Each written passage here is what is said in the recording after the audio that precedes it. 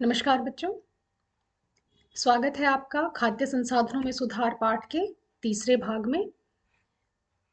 बेटा, अब तक के जो दो भाग थे उनमें हमने कृषि उत्पादों और उनकी मात्रा में हम किस प्रकार वृद्धि कर सकते हैं, इन सब चीज़ों के बारे में पढ़ा ताकि हमारी बढ़ती हुई जनसंख्या की जो भोजन की डिमांड है, भोजन की जो नीड है, वो पूरी हो सके।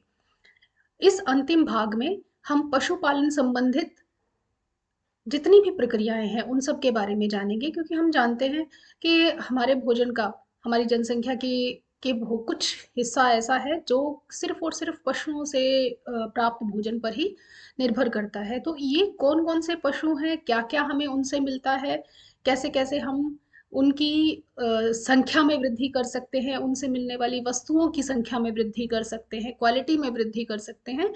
ये सारी चीजें हम इस चैप्टर में अभी पढ़ेंगे। देखिए, मुख्य तौर पर जिन जिन पशुओं से हमें भोजन प्राप्त होता है, मनुष्य को भोजन प्राप्त होता है, उनमें मुर्गियां हैं। आमतौर पर आप लोगों ने देखा होगा, घरों में कृषि के साथ साथ पशुपालन किया जाता है। पशुपालन में मुख्य रूप से गाय, भैंसे ये सब पाली जाती हैं, और इनको मुख्यतः दूध, दही, घी इन सब की प्राप्ति के लिए पाला जाता है।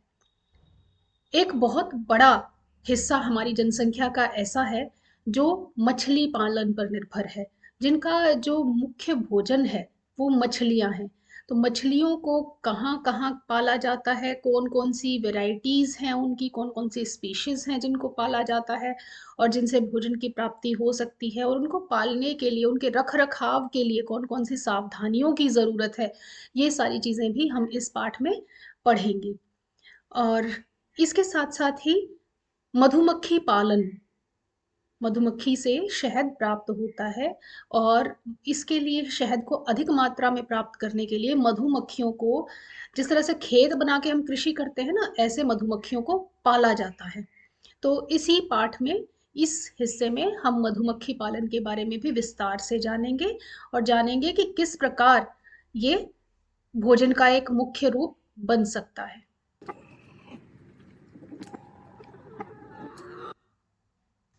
चलिए बेटा, इस कड़ी में सबसे पहले हम शुरुआत करते हैं कैटल फार्मिंग से। कैटल फार्मिंग मतलब पशु कृषि, यानी कि किसान जब कृषि के साथ साथ, खेती के साथ साथ पशुपालन भी करते हैं। घरों में जो पशु पाले जाते हैं वो ज्यादातर जो है वो दुधारू पशु होते हैं। दुधारू पशु कौन से होते हैं?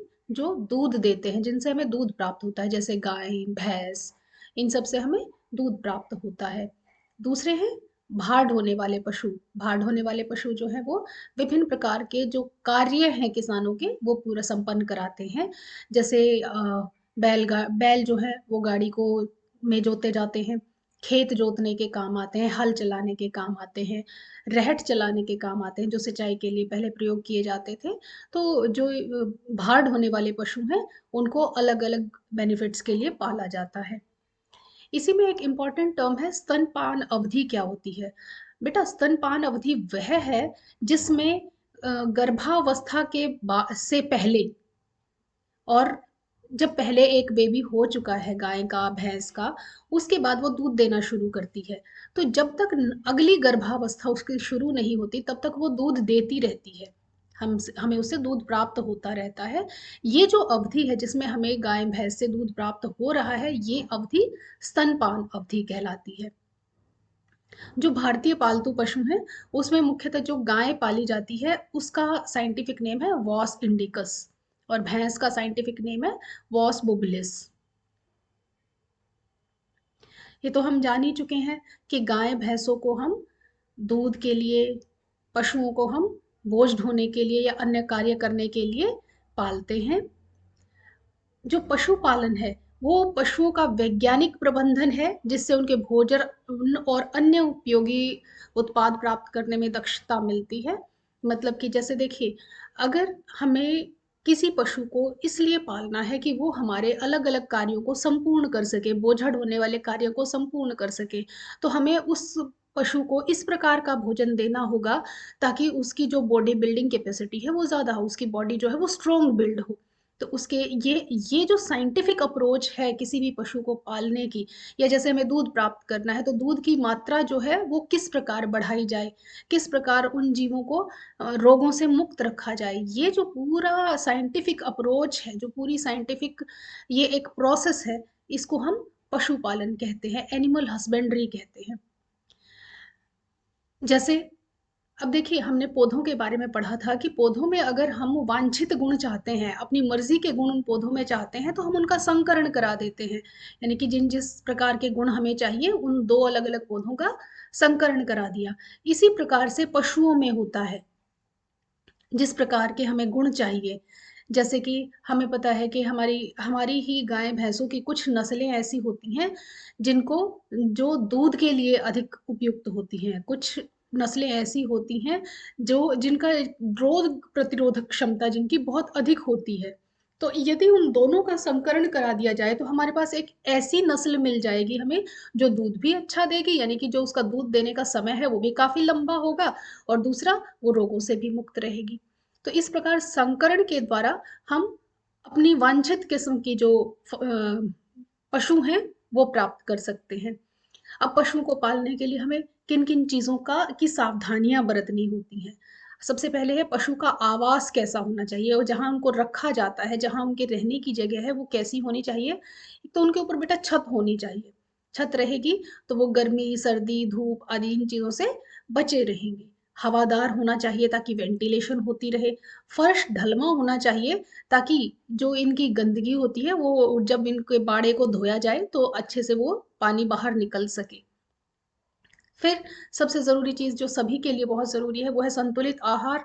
इन्हें मोटा चारा दिया जाता है, और सांद्र आहार जैसे कि खल बिनोले जिनके अंदर की वसा की मात्रा और प्रोटीन्स की मात्रा बहुत अधिक होती है। जो मोटा चारा है वो इन्हें रफेज प्रोवाइड कराता है, और जो सांद्र आहार है उससे इन्हें वसा और प्रोटीन्स की प्राप्ति होती है, फैट्स और प्रोटीन्स मिलते हैं। देखिए, जैसे अभी हम बात कर रहे थे कि रेड सिंधी साहिवाल ये जो हमारी देसी नस्लें हैं इनमें रोग प्रतिरोधक क्षमता बहुत अधिक होती है, और इसी प्रकार से जो रोग प्रबंधन है उसके लिए भी हमें अलग अलग तरह की तकनीकें अपनानी पड़ती हैं। तकनीकें कैसे? जैसे देखिए, जो भी पशु हैं हमारे, गाय हैं भैंस हैं, उनके बाल जो हैं वो झड़ते हैं, लंबे लंबे बाल होते हैं इनके शरीर पर, वो बाल झड़ते हैं, वो उनके शरीर से ही चिपके रह जाते हैं। ये हमारी तरह कंघी थोड़ी कर सकते हैं, अपने आप अपनी सफाई थोड़ा ना कर सकते हैं। तो हमें क्या करना चाहिए, समय समय पर उनकी अच्छे से सफाई करनी चाहिए, ताकि इनके ऊपर देखो, आपने देखा होगा गाय भैंसों के ऊपर छोटे छोटे से पैरासाइट्स आ जाते हैं जो इनको अलग अलग तरह की बीमारियां देते हैं, और इनकी जो क्षमता है दूध उत्पादन की है या शारीरिक क्षमता है उस क्षमता क्षमता को भी घटा देते हैं। तो इसलिए हमें इस बात का ध्यान रखना है कि जहां भी हम अपने पशुओं को रखें उनको सही तरीके से रखें, सही वातावरण में रखें। और जैसे हमें वैक्सीनेशन होता है ना, जो छोटा बच्चा होता है तो उसे अलग अलग बीमारियों के टीके लगते हैं, इसी प्रकार से इन पशुओं को भी समय समय पर टीकाकरण करवाने की आवश्यकता होती है, ताकि इन्हें जैसे मुंह खुर का रोग है या इस प्रकार के कोई भी जो रोग हैं वो ना हो। आइए इन पशुपालन से संबंधित कुछ प्रश्नों के जवाब देते हैं। इससे आगे बेटा नेक्स्ट जो पशु हम पालते हैं, नेक्स्ट जीव जो हम पालते हैं वो है मुर्गी, मुर्गी पालन। जो पोल्ट्री फार्मिंग है उसमें अंडे और मांस दोनों प्राप्त होते हैं। पोल्ट्री फार्मिंग हम किस लिए करते हैं, ताकि अंडे भी प्राप्त हो सके और मांस भी प्राप्त हो सके, और ये दोनों ही प्रोटीन का जो है वो बहुत रिच सोर्स होते हैं, बहुत रिच सोर्स होते हैं। तो जिन मुर्गियों का जो पालन है वो सिर्फ अंडे के लिए किया जाता है, अंडा उत्पादन के लिए किया जाता है, उन्हें लेयर्स कहते हैं। और जिनको मांस के लिए पाला जाता है वो ब्रॉयलर कहलाते हैं। अब देखो, जिनको मांस के लिए पाला जाता है तो इसका मतलब क्या है, उन्हें हाई क्वालिटी का जो खाना है वो दिया जाएगा, ताकि उनकी जो बॉडी है वो काफी अच्छी बिल्ड हो, और उनके अंदर से जो मांस निकले वो काफी लार्ज क्वांटिटी का हो, ताकि वो काफी लोगों की भूख को शांत कर सके। तो और इसमें भी हम नस्ल सुधार के लिए अलग अलग तरह की किस्में यूज कर सकते हैं। जैसे देशी किस्म है एसिल, और विदेशी किस्म है लेगहॉर्न। जो उन्नत नस्लें हैं उनकी क्वालिटीज क्या क्या होती हैं कि उनके चूजों की गुणवत्ता होती है, चूजों की संख्या भी ज्यादा होती है, गर्मी के लिए सहनशील होते हैं, कम लागत में इनकी बहुत ज्यादा संख्या जो है वो विकसित की जा सकती है। जो ब्रॉयलर्स हैं, जैसा कि अभी हम बात कर रहे थे, क्योंकि उनको हम मांस उत्पादन के लिए पालते हैं, तो उन्हें प्रोटीन, फैट और विटामिन से रिच फूड दिया जाता है। और जो लेयर्स हैं उनको सामान्य जो चूरा है, बाजरे का चूरा है, चावल का चूरा है, तो इस तरीके का चूरा उनको दिया जाता है।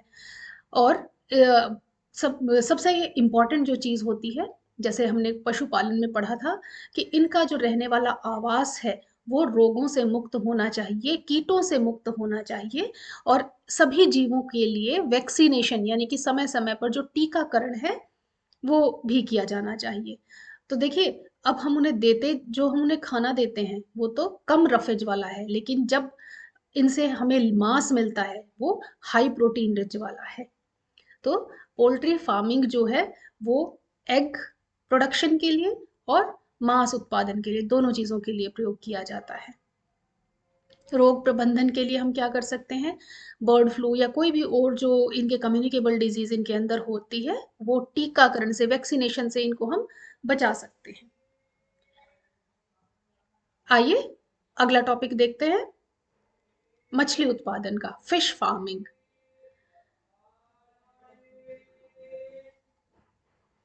मछली उत्पादन जो है, जैसे अभी हमने जिक्र किया था, प्रोटीन का एक बहुत रिच सोर्स है मछलियां भी, फिश।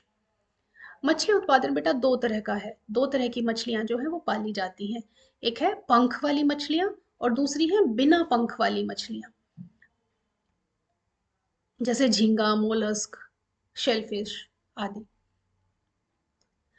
मछलियों को दो तरीके से प्राप्त किया जा सकता है, एक प्राकृतिक सोर्स और दूसरा मछलियों को पालना। प्राकृतिक सोर्स मतलब कि जो नेचुरल रूप से, जो हमारे वाटर बॉडीज हैं, जैसे कि समुद्र है, नदियां हैं, झीलें हैं, उन सब के अंदर जो नेचुरली फिश रह रही हैं, जो मछलियां रह रही हैं, उनके ऊपर जाल डाला और उनको पकड़ लिया। ये है प्राकृतिक स्रोत, यानी कि मछलियों का पकड़ना। दूसरा है मछली पालन या मछली संवर्धन। इसका मतलब क्या है, जिस प्रकार से हम खेती करते हैं अपनी मर्जी से, अपनी मर्जी की बीज उगाते हैं, मर्जी की फसल उगाते हैं, उनसे, उनमें अपनी अपनी इच्छा के अनुसार उन अलग अलग तरह की खाद और उर्वरक डालते हैं, सिंचाई करते हैं, तो इसी तरीके से मछलियों को भी पाला जाता है। महासागरों में, नदियों में, झीलों में, इन सब में फिश फार्मिंग की जाती है। और जब इस प्रकार से हम अपने सुविधा के अनुसार मछलियां पालते हैं, तो उसके उसे मछली संवर्धन कहा जाता है, और इसे समुद्री खेती भी कहते हैं, समुद्र में होने वाली खेती। देखिए, दो तरह के, जैसे अब हम बात कर रहे थे ना फिश के लिए, फ्रेश वाटर फिशरी और मेराइन वाटर, यानी फ्रेश वाटर मतलब जो मीठे पानी के स्रोत हैं, और मेराइन वाटर मतलब जहाँ खारा पानी है, यानी कि महासागरों में, समुद्रों में। मछलियां जो है प्रोटीन का समृद्ध स्रोत है, ये अभी हमने आपको बताया। और एक नंबर का एक इंपॉर्टेंट क्वेश्चन बनता है ऑयस्टर संवर्धन, मोती उत्पादन। ऑयस्टर एक ऐसी फिश की टाइप है जिससे कि मोती मिलता है, समुद्री मोती जो मिलते हैं, पर्ल्स मिलते हैं। इनमें जो समुद्री जल से, जल की जो मछलियां हैं वो कौन कौन सी हैं, पाम्फ्रेट है, टूना है, और ताजा जल की मछलियां जो है वो नदियों में पाई जाती हैं, तालाबों में पाई जाती हैं। ये तो हम जानते ही हैं कि भारत, अपने देश का जो समुद्री तट है वो बहुत लंबा है, लगभग 7500 किलोमीटर लंबा है, और यहाँ पर आसानी से मछली पालन किया जा सकता है। और सबसे इम्पोर्टेंट बात क्या है कि समुद्रों में तो मछलियों की संख्या वैसे भी बहुत अधिक होती है। सैटेलाइट्स की हेल्प से, जो सोनार सिस्टम है, साउंड नेविगेशन सिस्टम है, उसकी हेल्प से हम क्या कर सकते हैं, हमें पता चल सकता है कि कहाँ पर मछलियों की संख्या बहुत ज़्यादा है, तो वहां पर जाल बिछाकर उन मछलियों को पकड़ा जा सकता है और भोजन के लिए प्रयोग किया जा सकता है।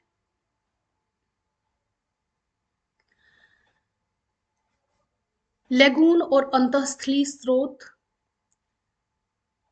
लेगून्स जो हैं वो मछलियों के भंडारण के लिए यूज किए जाते हैं। जैसे ये देखिए, अभी आपने देखा ये जो अलग अलग ये केबिन्स जो आपको दिखाई दे रहे हैं, इस चित्र में। ये सब क्या है, जहां पर मछलियों को जो पालने के बाद उनको स्टोर करके रख लिया जाता है ताकि कोई और बाहरी जो मछली आकर के उनके ऊपर अटैक ना कर सके, उन्हें नुकसान ना पहुंचा सके, कोई और जो जलीय जीव होते हैं।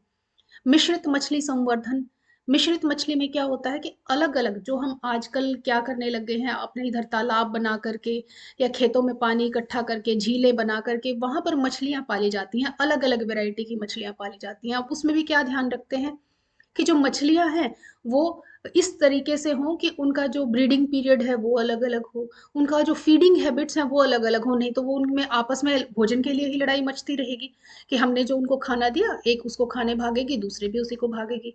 तो अगर हम उस पोंड में अलग अलग टाइप का खाना डालें तो उनकी सबकी रिक्वायरमेंट्स अलग अलग हो, कोई प्लांट बेस्ड खाती हो, कोई चावल के दाने खाती हो, आटा खाती हो वो, या किसी और छोटे जीव जंतु को खाती हो, अलग अलग तरह के इनके भोजन होते हैं। तो इस तरीके से जो मछलियां पाली जाती हैं उसको मिश्रित मछली संवर्धन कहते हैं। इसका फायदा क्या होता है कि एक ही समय में थोड़े से ही क्षेत्र में हम अलग अलग तरह की बहुत सारी मछलियां, यानी संख्या में अधिक मछलियां पाल सकते हैं।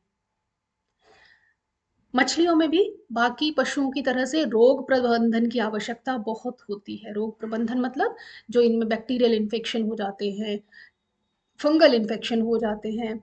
कई बार आपने देखा होगा कि मछलियां जो है ना, आपने एक्वेरियम में देखा हो तो मछलियां कुछ समय के बाद ना पानी के ऊपर आ करके सांस लेना शुरू कर देती हैं। उसका कारण क्या है कि हो सकता है पानी के अंदर जो है वो ऑक्सीजन की कमी हो गई हो, या अमोनिया जैसी गैस, क्योंकि जो इनका एक्सक्रीटरी वेस्ट होता है उसमें नाइट्रोजनस वेस्ट बहुत ज़्यादा होता है।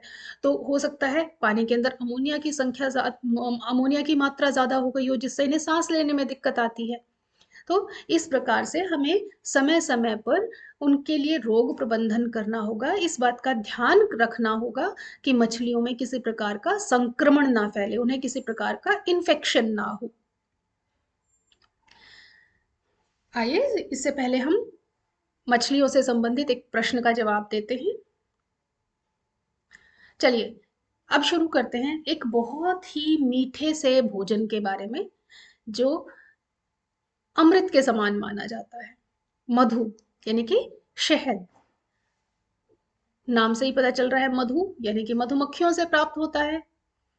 शहद और मोम दोनों ही हमें मधुमक्खियों से प्राप्त होते हैं, और इन मधुमक्खियों को बहुत बड़े पैमाने पर पालना वो मधुमक्खी पालन का कहलाता है। और जहां जिन फार्म्स में, जिन जगहों पर मधुमक्खियों को पाला जाता है उन्हें एपेरी कहते हैं या मधुमक्खी फार्म कहते हैं, बी फार्म कहते हैं। मधु वाटिका या मधुमक्खी फार्म शहद उत्पादन के लिए स्थापित किए जाते हैं, और इनकी खास बात क्या होती है कि ये ऐसी जगहों पर बनाए जाते हैं या जहां ये बनाए जाते हैं उसके आसपास फूलों की खेती की जाती है। फूलों की खेती से क्या होगा, क्योंकि जो मधुमक्खियां हैं वो फूलों का रस चूसती हैं, उनके पराग को चूसती हैं, और उस पराग और वो जो फूलों का रस है उनका प्रयोग करके ही जो मधुमक्खियां हैं वो शहद बनाती हैं, शहद का निर्माण करती हैं।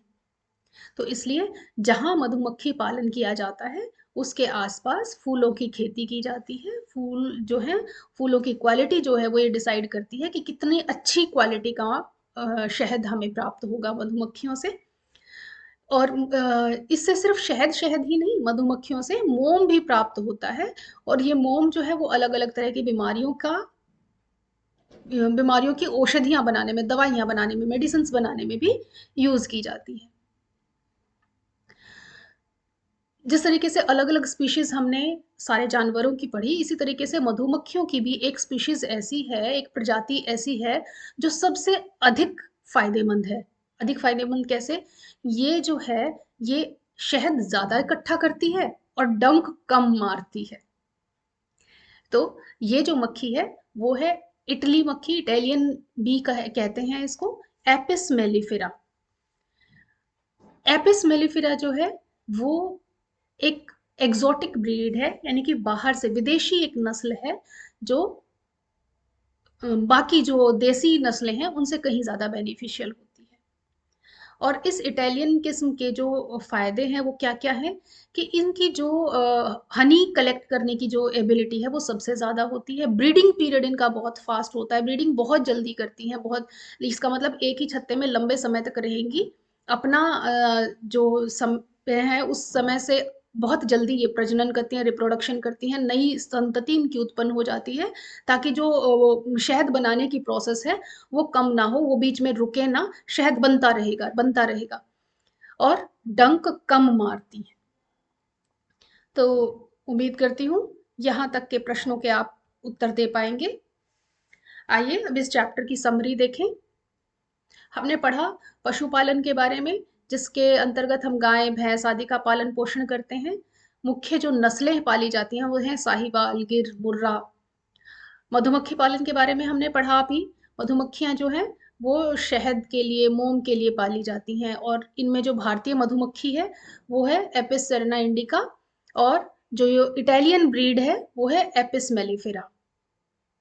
फिर मछली पालन, जिसमें रोहू, कतला, तिलपिया, इन प्रजातियों की मछलियां जो है वो मुख्य रूप से पाली जाती हैं। कुक्कुट पालन में मुर्गियां, बत्तखों आदि का व्यवसायिक पालन किया जाता है, जैसे लेग हॉर्न है, एसील है, कड़कनाथ है, ये सब जो है वो पोल्ट्री फार्मिंग की डिफरेंट डिफरेंट ब्रीड्स हैं। तो इस प्रकार से ये जो भोजन संसाधनों में, खाद्य संसाधनों में सुधार वाला जो चैप्टर है ये हमारा पूरा होता है बेटा। इस चैप्टर के लिए जो अब आपका होमवर्क रहेगा वो पेज नंबर 166 से 170 तक जितने भी इन टेक्स्ट क्वेश्चंस हैं, ब्लू बॉक्स वाले जो क्वेश्चंस हैं वो सब आपने सभी पूरे करने हैं। पेज नंबर 171 पर एनसीईआरटी की बैक एक्सरसाइज है, क्योंकि चैप्टर हम पूरा डिटेल में कर चुके हैं, तो उन प्रश्नों का भी उत्तर आप आसानी से दे पाएंगे, और इन प्रश्नों को आपने अपनी नोटबुक्स में भी पूरा करना है। चलिए अब इस पार्ट 3 से रिलेटेड कुछ इंपॉर्टेंट क्वेश्चंस के जवाब हम एक बार फिर देने की कोशिश करते हैं। प्रश्न 1, प्रश्न 2, प्रश्न 3। Thank you.